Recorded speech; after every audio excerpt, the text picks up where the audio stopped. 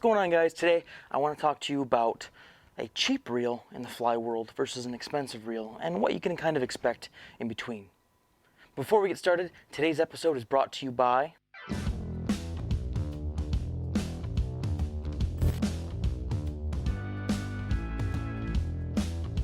so go check it out. Alright, so now we're going to start with you're a new fly angler, or you're an angler that needs a couple of reels because you have different sized rod weights. You get a broken reel and need to replace it really quickly, but you don't have a ton of money to spend. So we're going to take a look at inexpensive fly reels and what we can kind of expect in that realm.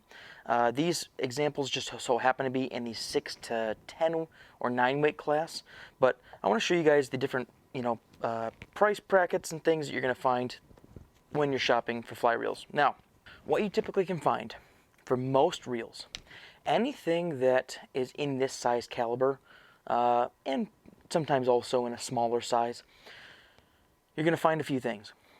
When you're below, we'll say, a couple $100, you are almost always looking at Far East made or CNC'd or die-cast reels.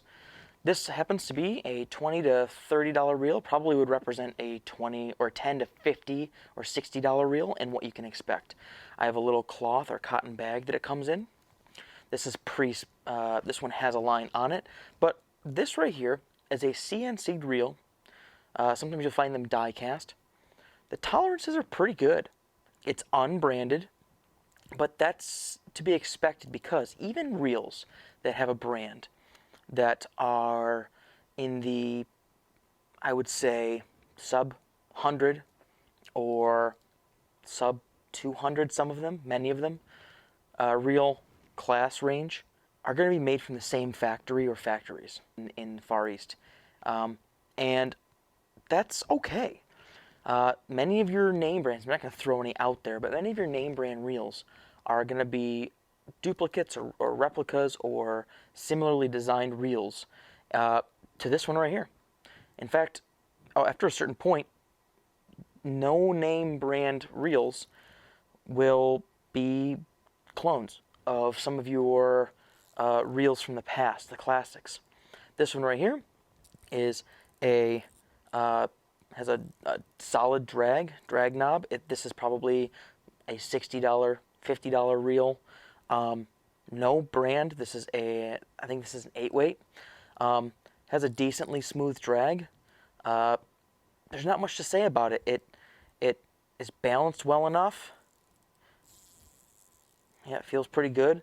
But I would feel comfortable going and catch fish with this. I mean, I've had clients land good fish on this. I've landed good fish on this in the 20 plus inch class range for trout, and I use these a lot for bass because I rarely put any fish on the line or on the reel at that point. But just know that you're going to get a mass-produced product.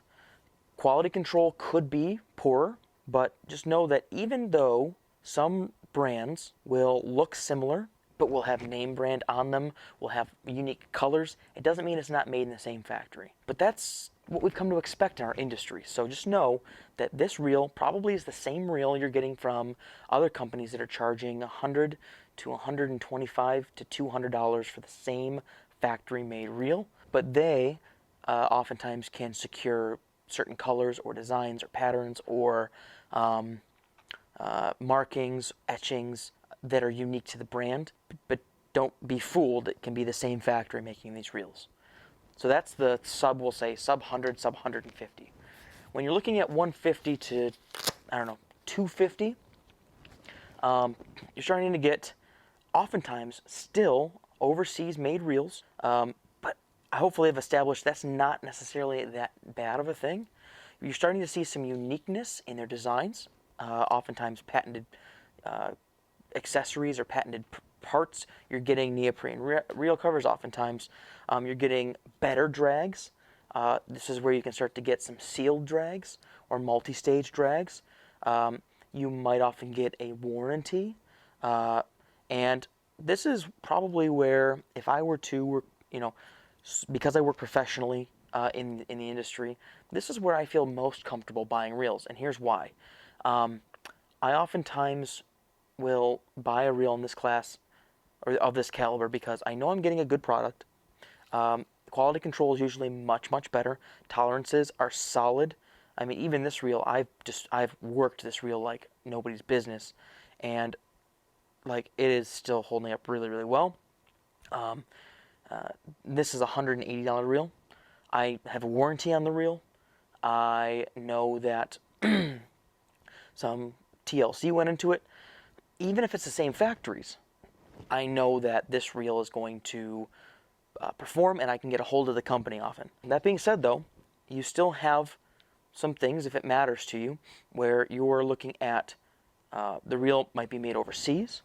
If that's something that affects the way you buy products, it doesn't to me because I know the individual who designed and is making the money off of this. And to be truthful, he lives here in the United States. But you're looking at products that are often associated with much higher end products. Like, for example, that same company makes a really much higher end reel. You're getting really good tolerances. That some of their products may be made in the United States, that it's probably engineered or designed in the United States. And they just secured a factory overseas to allow them to not have to charge $1,000 for a reel. As we bump up, oh, and another thing is if I end up breaking one of these or somebody steals my stuff, I'm not out a whole bunch of money, but I am kind of guaranteeing myself at least some form of quality control so that I don't have to deal with returns and all this other stuff. Also, the fact that I can get a hold of the company if there are any problems also speaks volumes. So as we're going into the $400 to, we'll say, $600 range, some $400 reels can be made overseas, but that's where you're starting to see either assembled in the United States or designed and built in the United States. When you're getting to a $1,000 reel, that's probably a 100% genuinely made in the United States reel.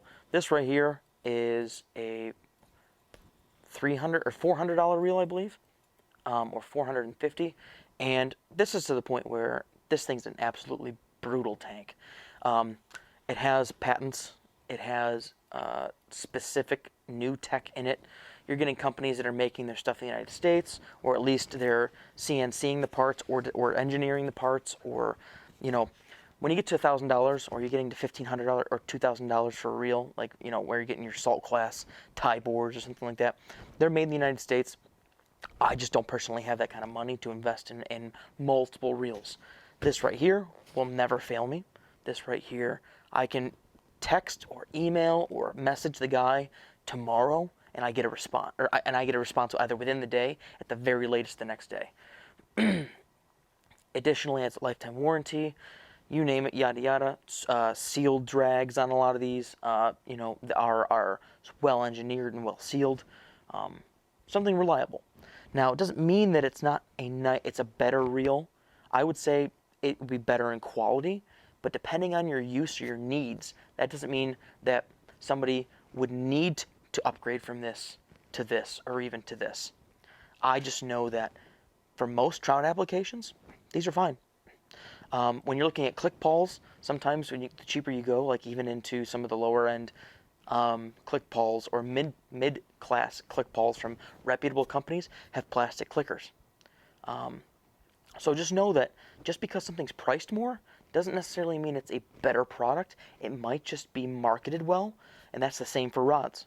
So hopefully that's insightful. Again, could be the same factory from these really cheap ones as some of the mid-class ones. The difference is you're getting our customer service, fit and finish, quality control. They might be dumping out some of the poorer made ones.